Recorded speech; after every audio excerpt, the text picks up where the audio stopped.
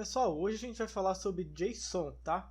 E aí a sigla para JSON significa JavaScript Object Notation.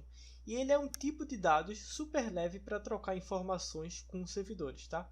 O JSON ele é geralmente utilizado para enviar ou receber dados de uns servidores, como eu já falei. E ele funciona dessa forma, tá, pessoal? Estou aqui no meu VS Code e aí estou rodando meu Live Server também. Mas para mostrar para vocês como é o JSON, eu vou dar um Ctrl N aqui, beleza?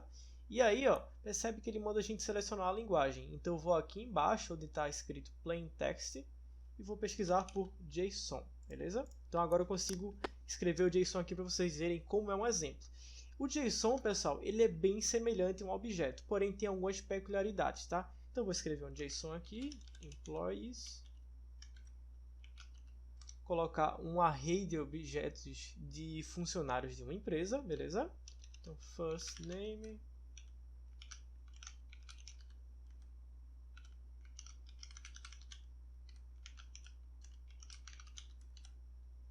vou replicar aqui, pessoal, só para facilitar.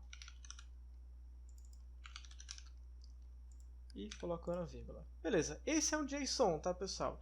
E aí, ele parece muito ser um objeto do JavaScript, mas tem algumas diferenças e regras que caracterizam ele próprio, tá? Então, as informações, pessoal, vai ser sempre em pares. Então, observe que o first name ele é a chave e aí vai ter o seu valor, que é o John, beleza? E os dados também são sempre separados por vírgula, como está aqui. E todos os valores serão sempre com aspas duplas, tá? Então tem aspas aqui e aqui também, beleza? E aí, por o JSON ele ser bem semelhante ao JavaScript, é possível converter o JSON em uma string e também uma string em um JSON de uma forma bem fácil, tá? Então vou fechar isso aqui, só para a gente entender como é que é. E estou aqui no meu event do meu index aqui, que a gente estava utilizando anteriormente, tá, pessoal? Então, essa manipulação aí de JSON para string, string para JSON, pode ser útil para a gente armazenar os dados de um JSON no local storage, por exemplo. Local storage é uma forma de armazenar dados no navegador do usuário. E aí esse local storage ele só aceita strings. Então pode ser útil esses métodos aí de converter um JSON em um string, tudo bem? E também, pessoal, às vezes vocês podem acabar trabalhando em alguma empresa que tem um servidor muito antigo, né, um back-end bem antigo, e esse back-end não consegue retornar informações em um formato JSON mesmo, ele retorna em formato string. Então esse método também pode ser útil aí para vocês, tá?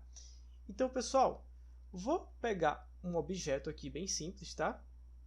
Só que eu vou criar em formato de JSON, tá?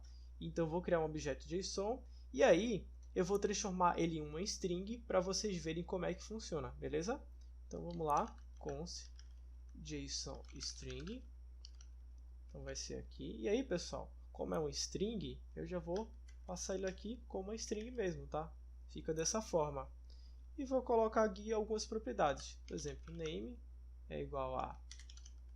E aqui, como a gente está usando a aspa simples, aqui dentro precisamos usar a dupla, tá, pessoal? César.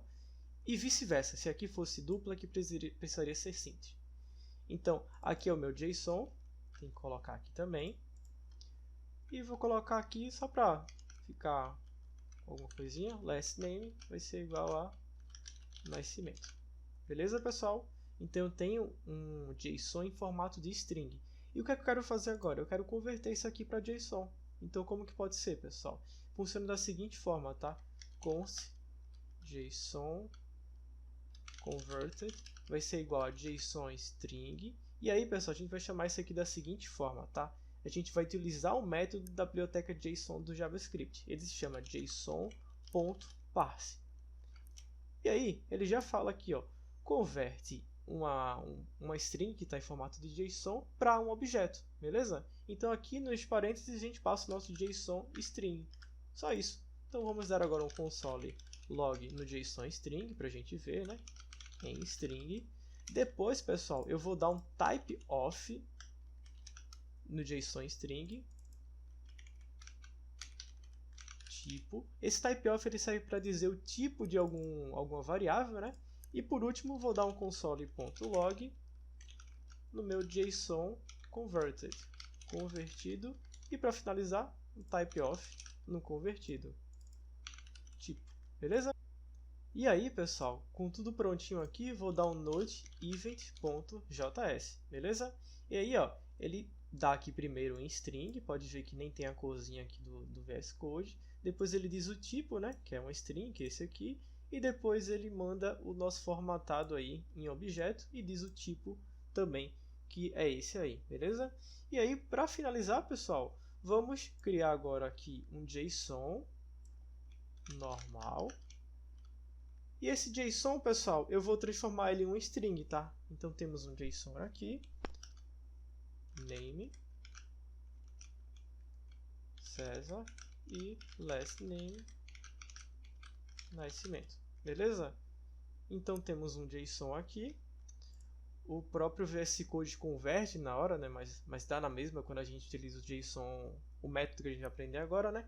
E aí, pessoal, para a gente transformar esse JSON em uma string, a gente vai utilizar outro método, tá? Então vamos lá, const JSON string vai ser igual a json.stringify, como o próprio nome já diz, né? E aí ele recebe como argumento o JSON que a gente quer passar para uma string. Então vamos dar o nosso console novamente.